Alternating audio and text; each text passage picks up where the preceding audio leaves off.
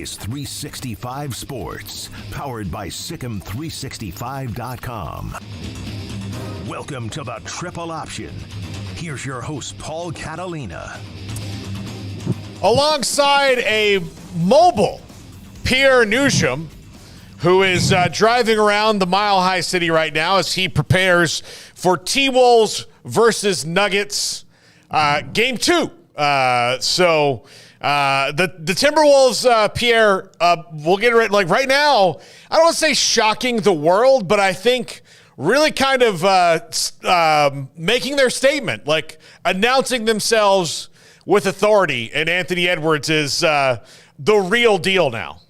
Anthony Edwards is absolutely the real deal. He has been a pleasure to watch. This team is absolutely for real. But we have a little bit of breaking news. Rudy Gobert is going to be questionable for tonight's Game 2 for personal reasons.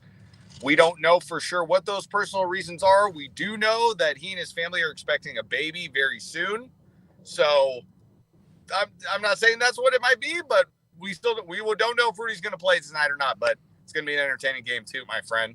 Yeah, absolutely. I can't wait. If you could turn the volume up on your phone just a little bit, and let's see if we can max it out there while you're in the car. Look, Pierre, so it's very exciting for you to be on the road. You've been all over the American West recently, Phoenix and Denver. I know you've been to Phoenix. Have you ever been to Denver before? I have. I've been to Denver like 3 times before, but it's been a while since I've been back. Okay. I'm going to give you a restaurant to go to. Okay. And it's called the Buckhorn Exchange. And the Buckhorn Exchange was actually like an Old West saloon with, like, back in the days where, like, people got shot in the street and it had whores and stuff, like, you know, all of that, like right out of Lonesome Dove, an old Western.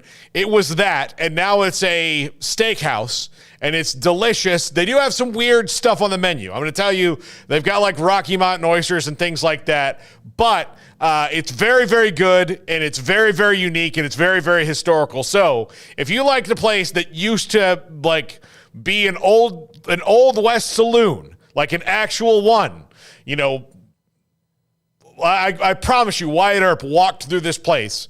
It's quite good. Smokey and I went there in 2013.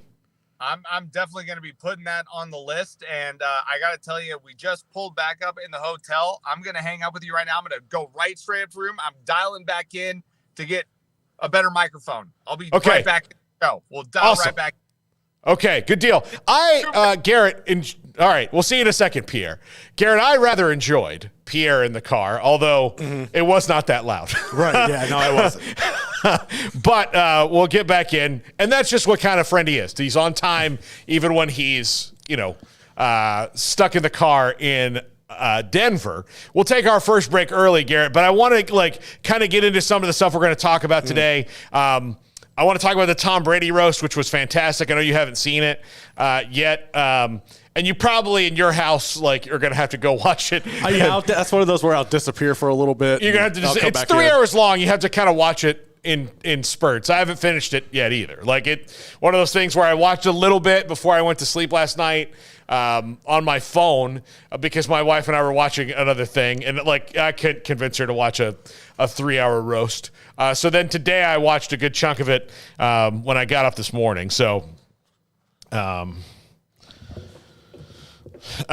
it was amazing. A lot of really amazing comedians. A lot of the football players did really well. The football coaches did really well. I thought I was impressed. Drew Bledsoe is way funnier than I thought he could ever be. Right. So, but was there anything that stood out to you? Like one specific thing or okay, they can make fun of Giselle all they want and him ending his marriage, including the karate instructor, jiu-jitsu instructor, and all that stuff. But Jeff Ross made one massage joke about Robert Kraft, and Tom Brady got up and said, "Don't." Oh, that's big money. We can't touch the big money. Yeah, but but Robert Kraft got up there and spoke, and it was all good. But which I have not seen that one yet. But he and Bill Belichick did a shot together, and I guess everybody's fences are mended, but it was good. Like, especially with all the things that people have said about Bill Belichick, like for him to come up and do that and roll with it, like, you know, look, anybody, I can tell you as a person who does this and has tried to do this in a level where be like just a morsel of the success that these people have had. It's really hard to do. And for people who don't do it to get up and do so well and to be good sports about it, it was a really cool thing. So when it comes to a roast like that, because that's a really good point, because the people that get up there, I mean, they're not, you know, typical comedians. How many dry runs do you think you have to go through? I don't know. But like, so, I mean, there were like, they did a good job of like comedian, football player, football player. Like Ron Burgundy came out before Belichick. So like the lawn was watered for them well enough to where, well played. Yeah.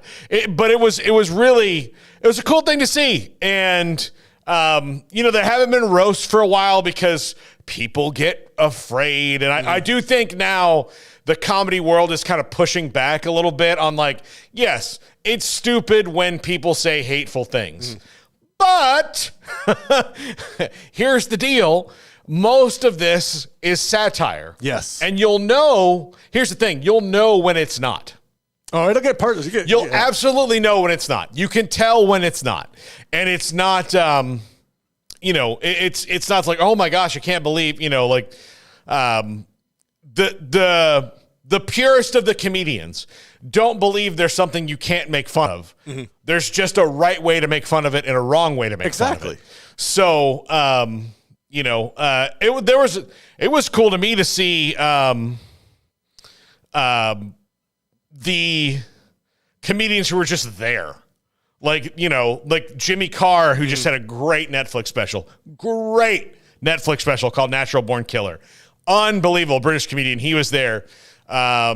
Shane Gillis, who you and I saw live, who's an unbelievably great and very up-and-coming comedian. He was just there watching, you know, and so they had I think Chappelle was there, you know, like there was just a lot, because it was at the Netflix as a Joke festival there in LA. Okay. So, but it was really cool. It was really cool to see. And so, yeah, it was just awesome. As a comedian and a sports fan, like, it completely was a Paul Catalina Venn diagram of like perfectly. Yeah, and there's guys that maybe people haven't heard of, like Andrew Schultz or Tony Hinchcliffe, who got up there and really did well.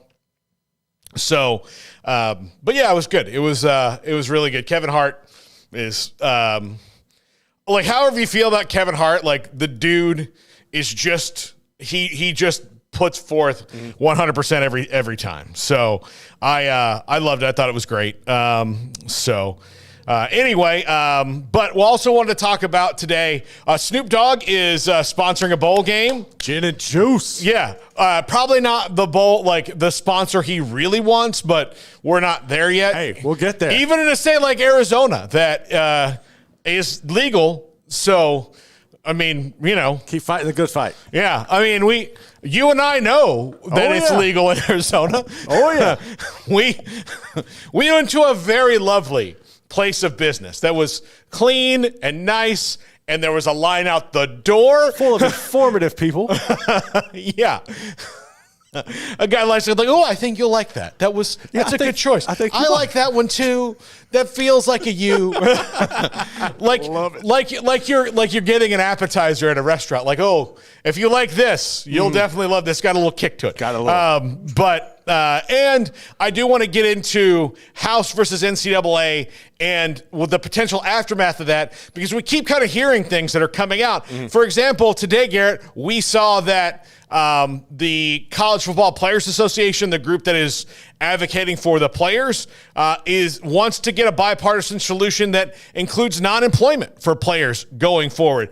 That's really interesting to me, because I do think, we heard it from Darren Heitner the other day, that not everybody, like, they say this employment thing. Yeah, that's you gotta not, be careful. Yeah. That's not an across-the-board thing for athletes that want to be employees, because also, if they find some way to have a non-employment model, that might work out better for everybody and give them a little bit more freedom inside the system that they have now.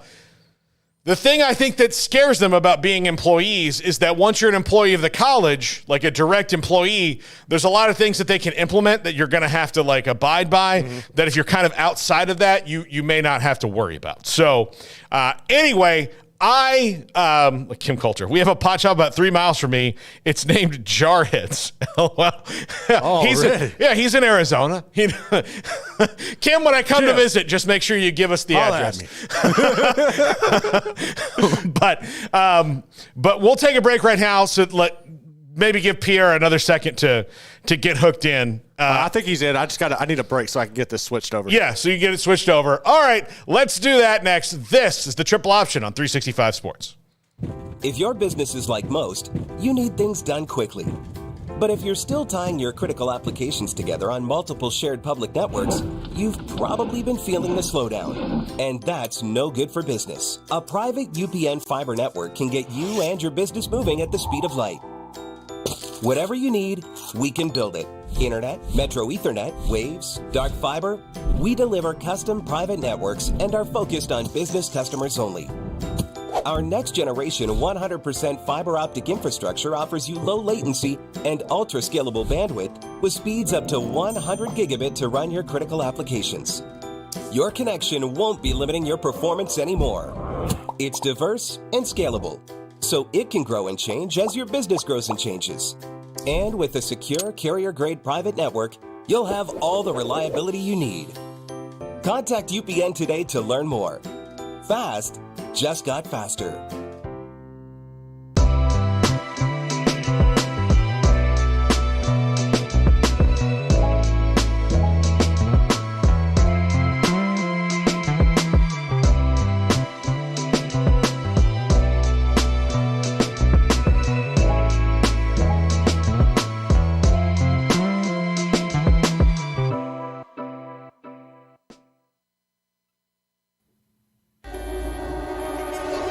This is 365 Sports, powered by Sikkim365.com. Welcome to the Triple Option. Here's your host, Paul Catalina. Alongside Pierre Noujaim, the studious-looking Pierre Noujaim today. He's got the spectacles on. Is that so, like, when you're at the press conference or you're interviewing, like, say you're interviewing Anthony Edwards or Karl Anthony Towns or something, and they say something, you can go, that's interesting. Is that why you have him on today? The short answer is no. The long answer is I went out drinking with a colleague of mine, and I had to wake up entirely too early this morning, and I was not ready for the day whatsoever, and I continue to not be ready for the day because we have to go back to the arena in about an hour and a half, or maybe a little less than an hour. I don't know. I don't even know what time it is, Paul. I don't know what city I'm in. All I know is that I have to apologize to you guys because you're trying to run a show here, and I'm all over the place, and my head's in 50 different spaces, which doesn't make for great podcasting / radio / TV. So my apologies for that. Oh, no problem, Pierre. So we'll run through the easy stuff early on with you to get you stretched before we dive into the more complex, nuanced things where we like to balance out this show with the stupid and the smart. And that's where you and I can, because we haven't talked since last week, we can talk about the Amazing Race, which ended in what I will call tragedy. I'm still 2 episodes behind, unfortunately, because I've been all over the place. I haven't fully caught up. The last episode that I watched was the who's the yellow team, the older married couple that got eliminated. Yeah. That's the last episode I remember watching. What I will tell you is, and I know you can't give anything away, I'm not asking you to, it's been a long time watching that show since we have found a team that I've despised more than this pink team, the boyfriend, girlfriend, nurse, the nurses, that just absolutely drive. They speak to each other as if they're in a therapy session 24 hours a day, and it drives me insane. Yeah, no, I can tell you, I'm with you. I can tell you, my wife Amanda is with you.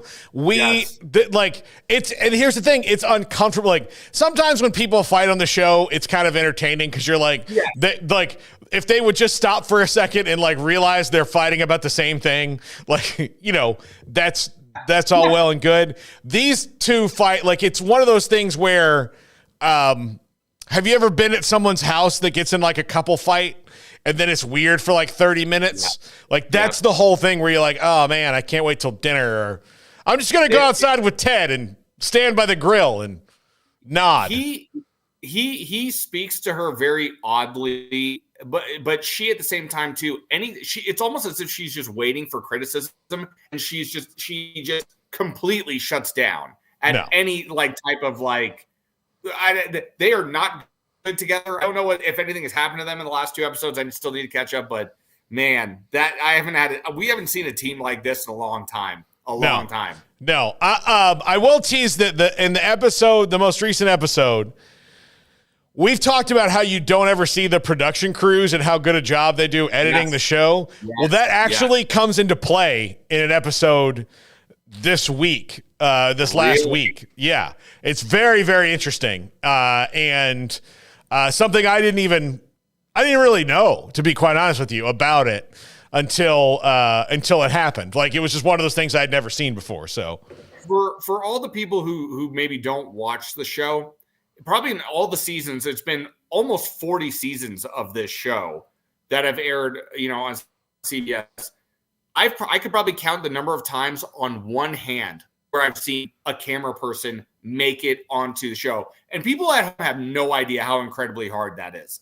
That because it's chaos. That show is nothing but chaos, and they don't want to have any type of production people in the shots and stuff. So if they only have it about a handful of times in almost 40 seasons, just speaks to the absolute yeoman's work that production crew does on. Well, I mean, can you think about the hours of footage they have to edit out of just the two crews passing one another? Yes. Like just if you and I are at the same spot in a race and we go this way, well, my crew's going that way with me, your crew's going this way with you, and I don't even see a guy with a boom mic. Right. Yeah. The one thing I always think of is how uncomfortable it probably is for a camera guy in the passenger seat of the car, because if you're shouldering that big, you only have so much room to work with. And I'm thinking, oh, this guy's not even looking at the road. He's got to have the camera pointed at the driver. That's not an easy feeling. Not an easy feeling. Yeah, absolutely. Also, Pierre, I think it would be the acme of foolishness to inquire if you had seen any of the Tom Brady roast. I only saw a few things from Twitter. I didn't get a chance to see it at all because we were working last night. But I've seen bits and pieces here and there. And from what I've seen, I have to be honest with you. Like I love a good roast, but there I saw a few things. I was like, ooh, that made me go, oh man, are these people even going to speak to each other? It was fantastic. It was fantastic. Wow. I saw a few things that made me go, wow. Yeah, it was fantastic. It was like it might be too long. I haven't even finished it yet because it was 3 hours. But 3 hours. Yeah. They should have done it like Netflix did it live. They should have released it as a series. you know. I agree. I did see the Tom Brady crack on Kim Kardashian about her kids. I thought that was pretty darn good. Mm-hmm. The Belichick one I saw. Who's the comedian that said something about Robert Kraft? What was his name? Oh, Jeff Ross did. Jeff Ross. Yes, I did see that. So I've seen some clips here and there. Yeah. Okay. Well, you need to watch it. Highly recommend it. All right, Pierre. I told you we're going to play a game today, and I know that you don't have much more time before you have to like reload and leave again. So here's the game we're going to play. I'm going to say a bowl game and who the sponsor should be, because Snoop Dogg has he's now a sponsor of the sponsor of the Arizona Bowl, the Snoop Dogg Arizona Bowl presented by Gin and Juice, which like if you want to know how far college football is away from where it started, you need to look no further than the fact that Snoop Dogg, a man who has an album entitled Murder Was the Case That They Gave Me, is now not only accepted, but beloved in this country.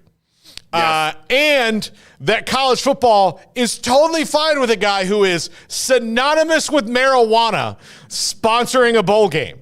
Honestly, like, there's maybe only like 5 other people that you would even, like if I said, hey, name the 5 biggest stoners in the world, and I count Cheech and Chong as one group.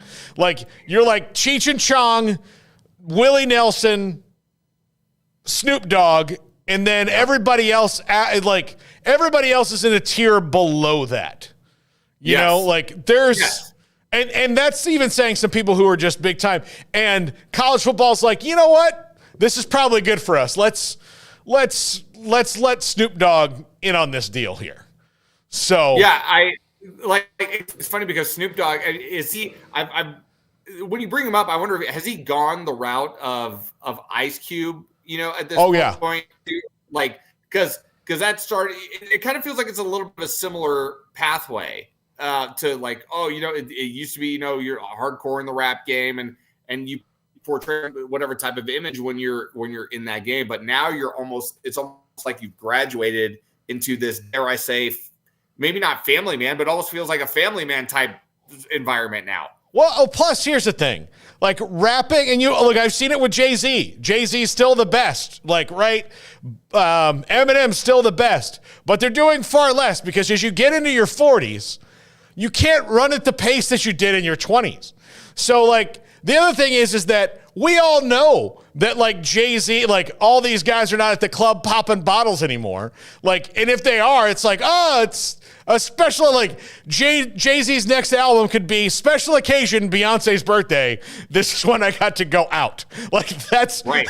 Yeah, exactly. That's how it is. So I think it's like Snoop Dogg is very much a family man. He's very much like he and Ice Cube, same thing. Like they can still rap and put on a show, but they don't need to be out like, you know, trying to create some sort of, you know, semi-fictional lifestyle that they live to push music. They've got it great, and they just, you know, here, let's make sure that everybody knows we have it great. I had a colleague of mine who we were at shoot around this morning for the Timberwolves turn over to me and says, "Hey, I think I'm too old for this now, but do you have any idea what's going on between Kendrick Lamar and Drake?" And I looked at him and said, I was like, "I'm in the same boat as you, my friend." I was like, I know there's a beef. I don't know what it's about. I know their songs are out, but I have no idea. Maybe it's appropriate that I'm wearing the glasses today because I'm going full old for right now because I have no idea what's going on with that beef at all. Yeah, I'll let Garrett illustrate it more, but I'll tell you what side I'm on. One of them won a Peabody Award for being a rapper, and the other one was on a Canadian teen pop soap. So yeah, there's that whole thing. So I'm kind of Team Kendrick in this.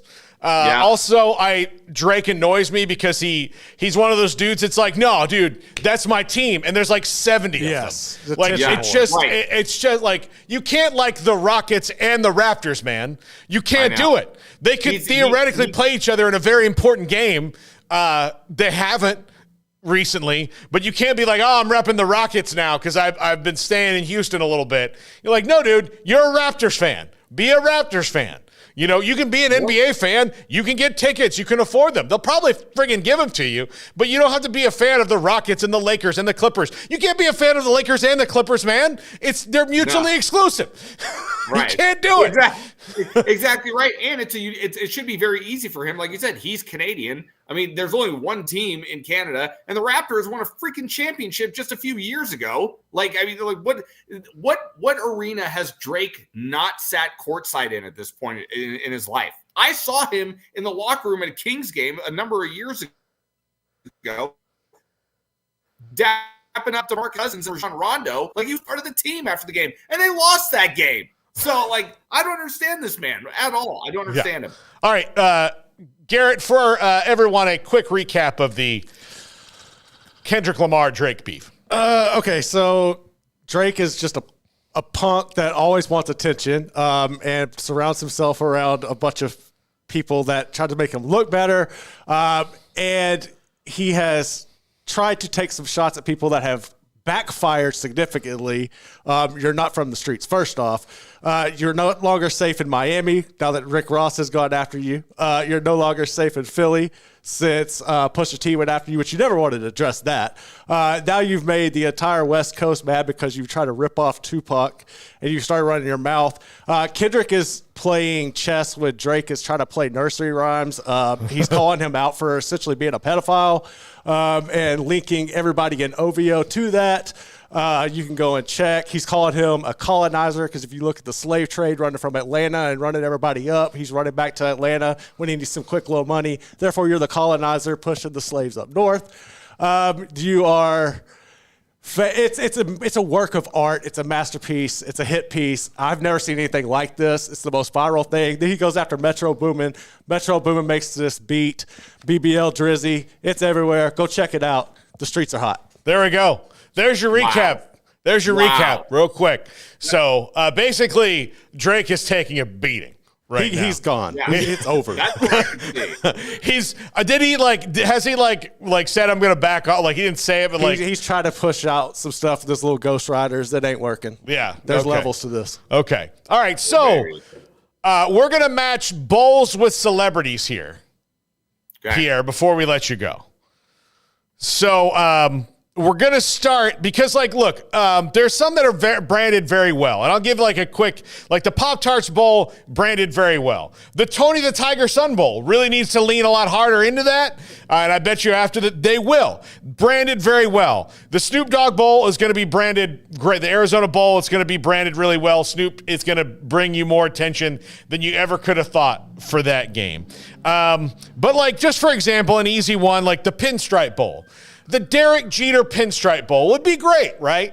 That would be great. Yes. That would really help it. Derek Jeter's a college football fan. I've been at college football games where Derek Jeter pops up on the Jumbotron. Oh, look, Derek Jeter. That was my reaction. As a Red Sox fan, it's cool to see him, but I'm not going to get excited. Right, of course. I respect him. I just don't like him. Understandable. Yeah. You're not the Drake of the college football environment. I mean, you're not going to go gaga over every celebrity you see. No, but I will. I mean, respect to Derek Jeter for sure. All right. So the Texas Bowl. The Texas Bowl takes place in Houston. They've always had and now I think they've got the NRG is the sponsor. That's in Houston. All these sponsors can still be the sponsor, but I think they need to partner with celebrities. I think the perfect sponsor for the Texas Bowl, even though he is a dyed-in-the-wool Longhorn fan, he is very synonymous with Texas, would be Matthew McConaughey. Yes. Yeah, totally agree. Agree. Absolutely. Man. I mean, all right. We got Oklahoma State and Texas A&M right here. And you know what? I love that you bring him up because that's a guy who I don't even want to say it's a shtick, but that's a guy who's his persona has never, even though it feels like he's been around forever, it never feels like it's jumped the shark. He's never gotten I've never thought to myself, God, I'm so tired of Matthew McConaughey. He just seems like just a cool, chill dude to be around. If anything, maybe we have more Matthew McConaughey. Why not? Yeah, so I'm all for it. Garrett's a big McConaughey fan. Green Lights. Go read it. Yeah. Go check out Green Lights. Yeah. So, all right, here's another one. Pierre, a city that you love dearly, Las Vegas. Yes. Las Vegas. I worry because he's older, but I think at least in the short term, it needs to be the Wayne Newton Las Vegas Bowl. So and there's only names, right? I mean, there's Elvis, who is, last I checked, is no longer with us. Yeah. And there's Wayne Newton. And it's Wayne Newton. Absolutely. Yeah. And then look, after Wayne Newton goes on to that great, lounge in the sky, they can rename it something else or whatever. Or they could name it, here's the thing, even though he's not alive, the Frank Sinatra Las Vegas Bowl. And then just have different, that could be the theme.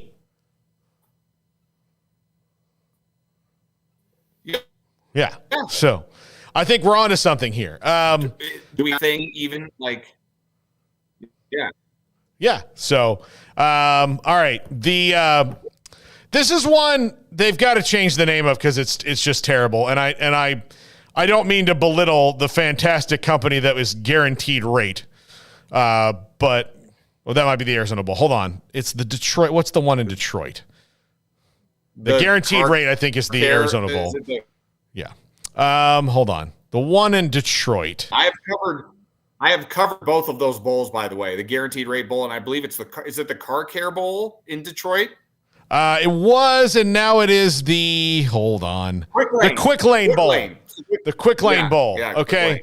Yes. Look, if the NFL draft showed you nothing, is that there's only one celebrity you can roll out when it comes to Detroit, and that's Eminem. If you want to compete head-to-head with that Snoop Dogg Arizona Bowl, well, guess what? No offense to Snoop Dogg, but Eminem's a better rapper than you. Snoop Dogg would probably even tell you that. They're buddies. Wow. I think a lot of rappers would tell you, like, Eminem's better than me.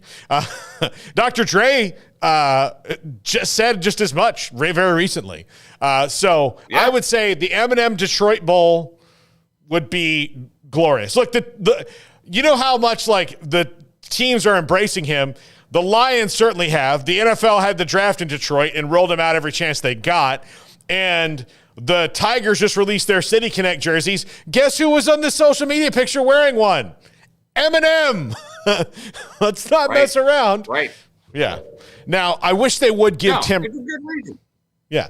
I wish they would give Tim Robinson a shot from I Think You Should Leave. He's a Detroit native. Okay. Okay. But let's see. The Fenway Bowl in Boston. Look great. I love Fenway. It should be the Big Papi Fenway Bowl. Bottom line.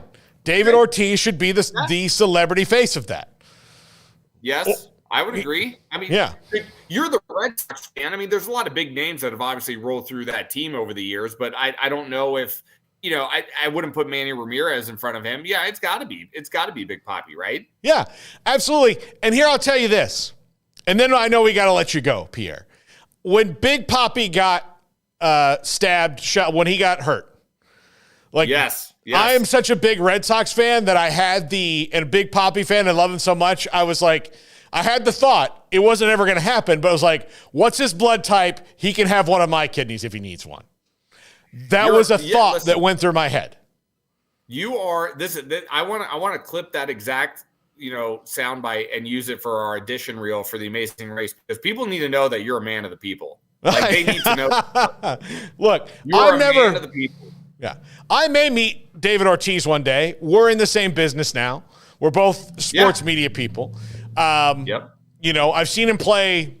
I don't mean 50 times probably in person, but I tell you, he was just one of those that's like, I've got to, like, I don't care, like, get me to the Dominican Republic or Boston or wherever he is. Like, if he just needs like one pint of blood, let me be that pint of blood. He can't go out like this. Do you know your blood type by chance? I do. Yeah. Okay. I was like, hopefully you're the universal donor, because I'm not. Even if you're not, just put it in a bag and just offer it. I think that the gesture would be enough.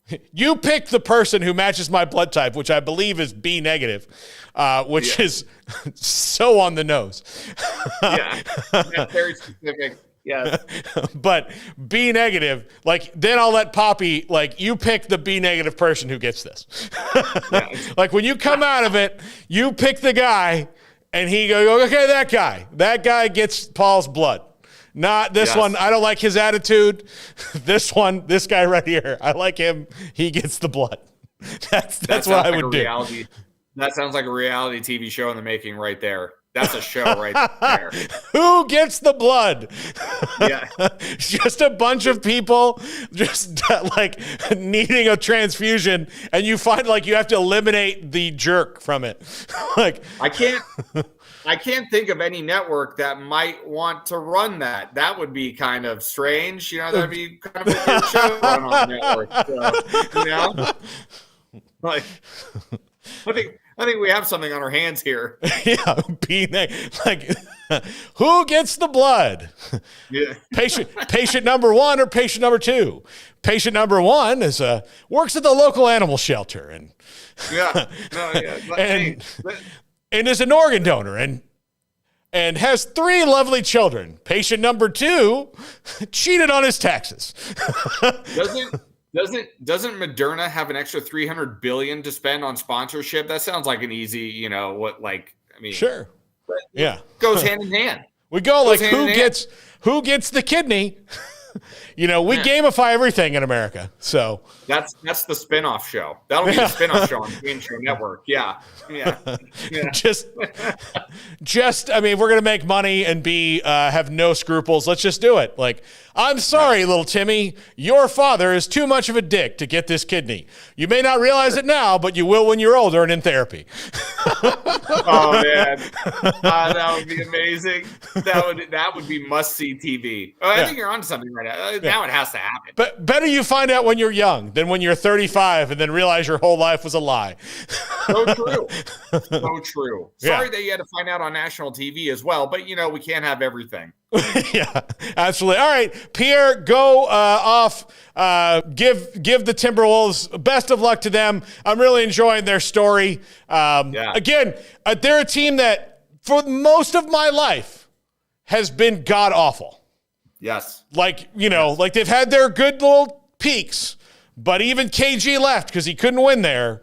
And if Minnesota, I loved it when the Bucks won. I loved it when the Nuggets won. I like it when teams win that are not the normal teams. So if the Timberwolves can find their way to an NBA title, I think I would really enjoy that as an NBA fan that has to wait for Victor Wembanyama to have his team around him. So, man, it's going to be his league before you know it. But if I leave anybody with one thing, if you have not watched Anthony Edwards play basketball and you are a fan of 90s basketball and you were a fan of watching Kobe Bryant play, and you haven't watched Anthony Edwards yet, start watching Anthony Edwards play basketball. He is that special. He is that worth the price of admission. I promise you, he is special. Yeah, he's absolutely been a blast to watch. So, the two people I've loved watching the most in this NBA playoffs, Anthony Edwards and Jalen Brunson, and I hate the Knicks. Oh, yeah. I hate the Knicks, but Jalen Brunson can play, man. He is fun to watch.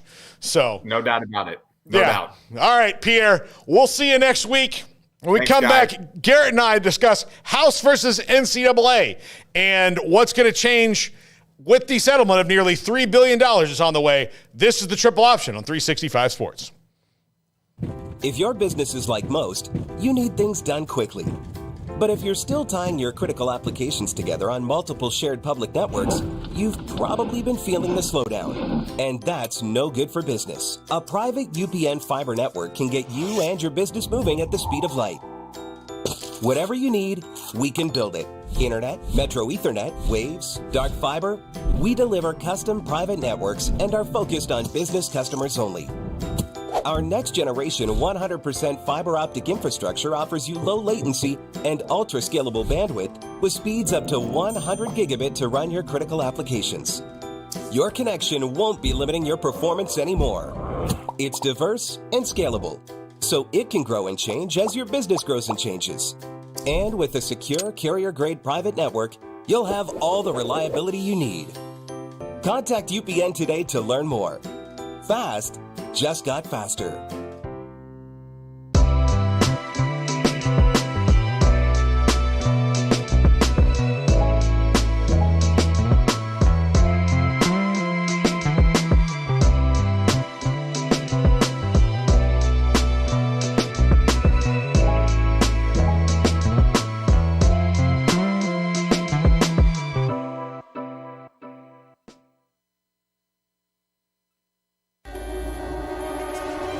This is 365 Sports, powered by Sikkim365.com. Welcome to the Triple Option. Here's your host, Paul Catalina. Welcome back. Garrett Ross rejoins now. Although, Garrett, I got to tell you, an absolutely very succinct but detailed explanation of the Kendrick versus Drake feud. And I personally prefer these rap feuds to the rap feuds of our youth because those ended in violence. So, I think this one might. Just gotta be real. No, I like again, and for people who don't know, it's just, I'll compare this to Drake is a very talented entertainer. Mm-hmm. But a little pop star. Yes, that's what he is. Mm-hmm. What Kendrick Lamar is he is And look, Kendrick will have big hits after big hits when he decides to, honestly. When he wants to. But you'll hear far less about Kendrick Lamar than you ever will about Drake. And so it's kind of like when you watch sports and you see a guy that's like talking trash about a Hall of Famer. Yeah. And you're like, buddy, you're good. But there's, yeah. I understand that you don't think Randy Moss is going to score a touchdown on you today, but don't say it. Like, it's fine to be that confident. I'll tell you what, and he wound up having a really long NFL career. My freshman year at FSU, North Carolina was coming in to play Florida State. And they were very, very good. Mac Brown was the coach at North Carolina then. And Dre Bly, you remember Dre Bly? Dre Bly, yeah. Dre Bly was their cornerback, and he was going to be a first-round draft pick. And he made and this is in the the internet then was like, for just getting started. It was for AOL. There were websites and all that, and very slowly loading pornography. Like, that's what it was. So shut everything down. So he said, and this was bulletin board material all over the campus. Like, seriously, everywhere you saw, like, an actual bulletin board where those used to be a thing in the world. There was this quote from Dre Bly where he said, Peter Warrick will not catch a pass, will not score a touchdown. And literally in the first quarter, it happened. And so the whole stadium was already on him. And then when it happened, they just turned. Yeah. That's what this is like for Drake. Oh, my God. He's called out a guy who is on fire. And look, Dre Bly had a longer NFL career than Peter Warrick did. But in that moment in college, Peter Warrick was the better player. And it was just all over but the shouting from that moment. And then every time that something had, like, if he missed a tackle, if he, if it had nothing to do with Peter Warrick. You know what that reminds me of? Everybody wore him out. You remember when it's been about 3 years now, Villanova came here to play Baylor. Yeah. And, my God, the guard, what was the guard? DiVincenzo? No. Oh, my God. Anyway, he had a bad game, and he missed. Gillespie. Yeah, Gillespie. And the Baylor fans, the whole game. I've never seen anybody get taken out of a game like that. The way they did that to him. That's what that reminds me of. Yeah, I mean, they just, you give people a reason, and then they do. And, Kendrick Lamar is just so much better. And, Drake's in the money highway more than Kendrick Lamar is, but Kendrick Lamar doesn't need all that. No. He needs to just come down, do a little rap and, I say do a little album. Just here's one. Oh, wait. All these songs are nominated. All right. I'm going to go back and work on my stuff. That's just how it is. So, by the way, the Alamo Bowl, I don't think needs a celebrity sponsor per se. But if I were to name one, this is going to be out of left field, but I think she's the funniest person who's ever lived, is Carol Burnett, is from San Antonio. Is she really? Yeah. I did not realize that. Yes. The Carol Burnett show is elite. Old school elite. That's some good. Look, the Tim Conway, have you seen the Tim Conway blooper about the elephant or snorkel? Have you seen that? I'll send it to you. Okay. One of the funniest things you'll ever see in your life. Anyway, let's talk about NCAA versus House and be a real serious college sports show for a second. All right. Just for one gosh darn second today. Let's be a real serious college football show. House versus NCAA is going to change a lot of things. Yes. And they're trying to get the settlement done in 40 days, which I'm sure their lawyers are like, all right, well, we're going to have to double bill you those hours. So that money's coming out. And I think there's some interesting things to it. The top 5 will be about this today. One of which is the NCAA is probably going to foot the entire bill for the thing, which I think is a smart thing to do. I think the NCAA needs to get this over with as fast as they can and not put if they have this money in the kitty that they can pay it out, they need to, as opposed to passing it on to the schools. Because if they do pass it on to the schools, you're going to find yourself in a fight internally that's going to drag out longer. Because, somebody's going to say, well, I think Ohio State should pay more then we should. And Ohio State's like, fine. But then that other school's like, well, this much more. And they're like, well, not that much more. And then you've got all this kind of sniping. But we've already started seeing that, right? Because remember a couple of weeks ago, all the talk was, well, if this comes out and each school is going to have to pay, will the SEC and the Big Ten have to pay more because they're naturally going to make more? So, yeah, you're going to get somebody in there that's going to be bullish on it and say they bring more to the table and, use their narcissistic sway. Yeah, you're going to have that. To me, I'm interested to see like how much of this deal is about money and like, if I'm a player, I would rather the NCAA or the school guarantee me like a set stipend, but more so like long-term insurance after the fact. Yeah. Because more than likely, every one of these athletes or a high percentage of them are going to get some sort of injury that's going to hinder them for the rest of their life. And if they are one of the high percentage that don't go professional, you're going to have to deal with that. So if you're able to like work that out somehow, that's an angle I would like to take as an athlete if I was in that position. Yeah, no, I think that's going to be part of it. I think when you talk about collectively bargaining this, and the College Football Players Association has stepped up and said this, that they're going to try and get, avoid the employment thing. If you have insurance that lasts, like maybe even not the rest of your life, like maybe like the rest of your window or something, maybe the rest of your life, depending on your injury. Right. Like if it's an injury that is definitely like, if you have an injury like Jalen Smith did at Notre Dame, right. Or one like a spinal cord. Let's be real. Yeah, or like an injury that just shreds your knee, that like ends your college career, that ends your like any chance you have reasonably of going pro without some kind of like, oh, he's going to try out for this, the Saskatchewan Roughriders gave him a tryout, and he'll try to fight his way back up. Like outside of like those kind of things need to be probably covered forever specifically. And then mental health, like all these things, I do think they need to offer that to people. And, quite honestly, like, and again, this very well. I know this. The minute that companies had the excuse not to offer it as a benefit anymore, insurance went out the door when you could go and get it like, so it was like good news and bad news. Like you can go get your own insurance on your own, but now your company is not going to pay you for it. So like now you've kind of taken a pay decrease, or like, worked for a company that like they were giving us a stipend for it. And then they decided like, we're not going to do that anymore. Yep.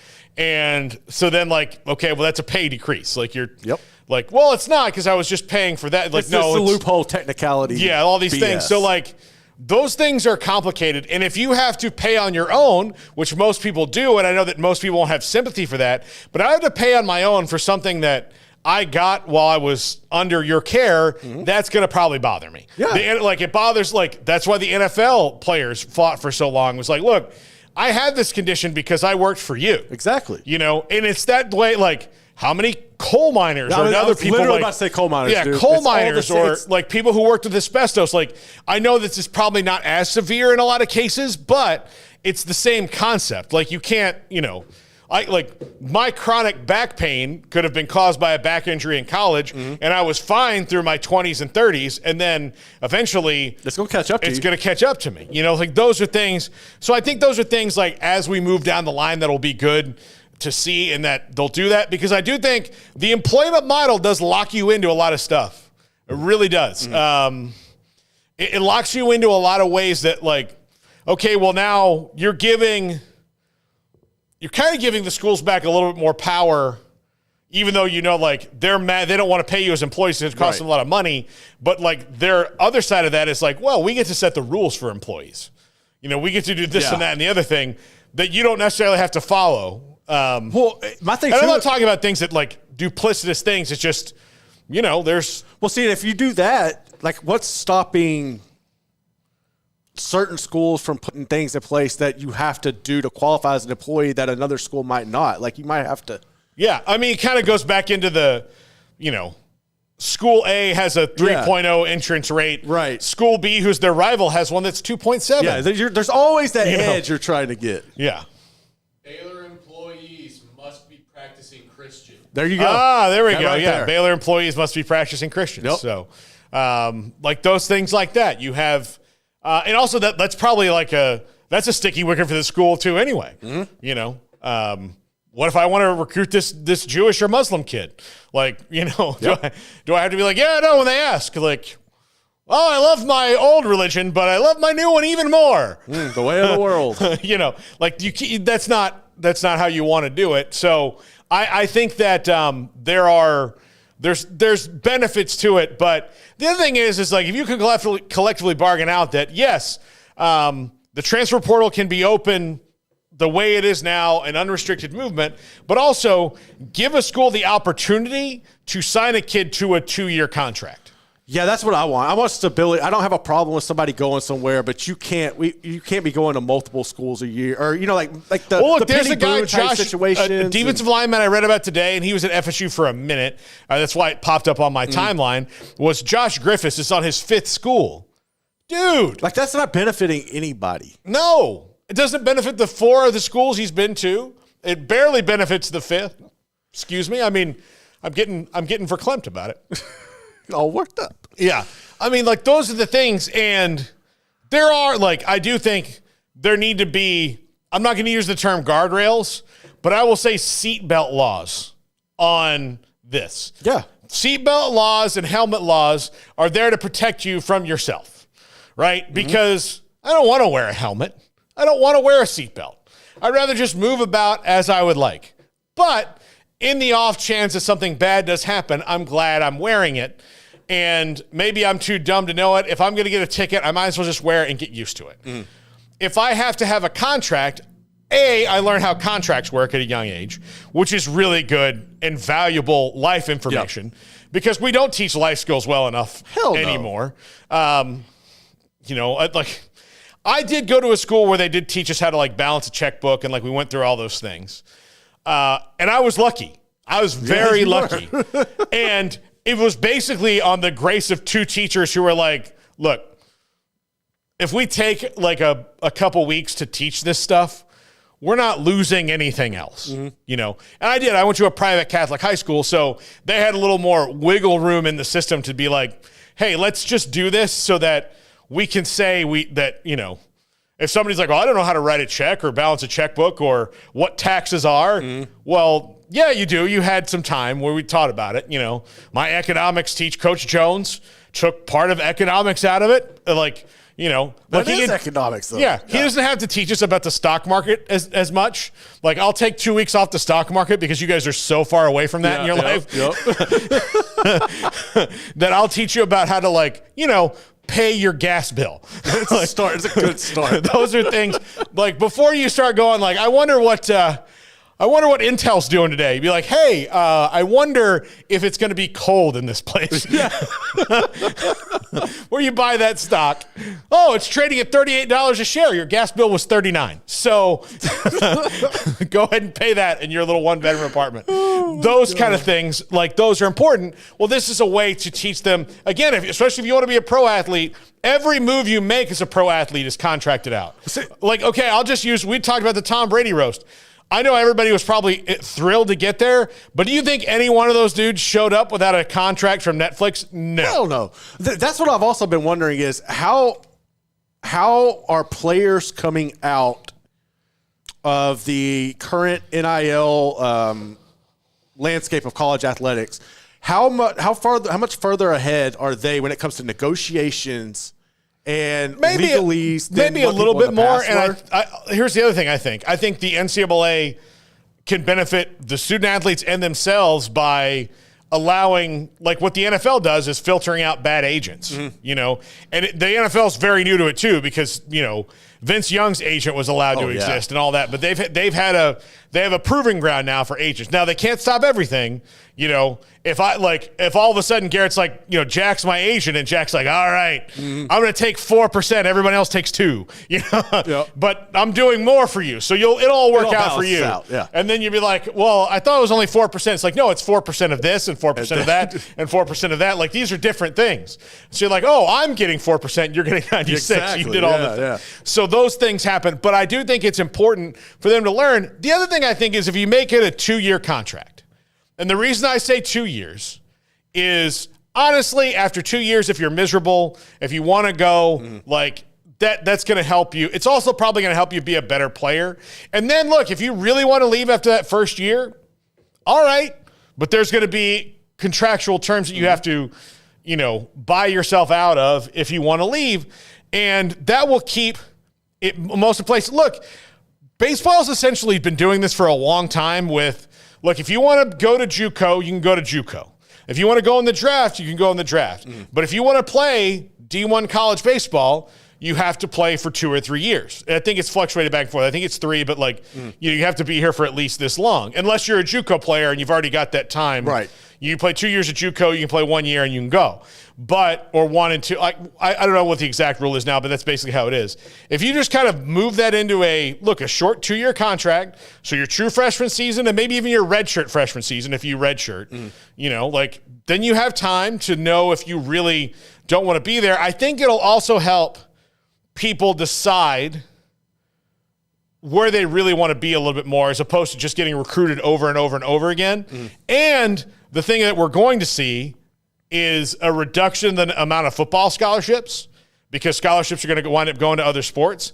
But I don't think football is really that mad about it because right now they've got 85, and most years they probably really need about 70. Yeah, I mean, I think you could put that. I think you could. I think 70, 75 would be a good threshold number there because you definitely need more than what the NFL has with 53. But I think it's too excessive right now, and you could take that money and shuffle it around. And the thing is post-COVID, without all this going on, post-COVID, I think we've seen that, with the transfer portal and everything else, that teams we've done it with Baylor a couple times. They're like, well, it's August 1st, and they're at 81 scholarships.